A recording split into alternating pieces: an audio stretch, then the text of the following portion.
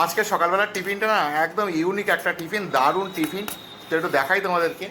তো এই দেখো, এটা হচ্ছে চিড়ের পোলাও।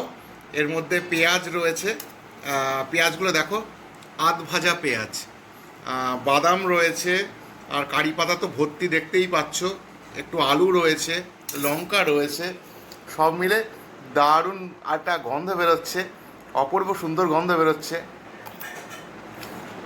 বাহ, খেতেও ভালো হয়েছে। মানে পেঁয়াজটা কামড়ালে কাঁচা পেঁয়াজের মতো ফিলিংসটা আসছে, কিন্তু মুখে ওই গন্ধটা বেরোবে না, যেহেতু একটুখানি আধ ভাজা টাইপের আছে তো। আর কারি পাতার জন্য যেমন গন্ধ ভালো হয়েছে, টেস্টও সুপার, দারুণ বন্ধুরা। অনেকটাই দিয়েছো দেখো, এই যে তুললাম, দুর্ধর্ষ হয়েছে, দুর্ধর্ষ হয়েছে।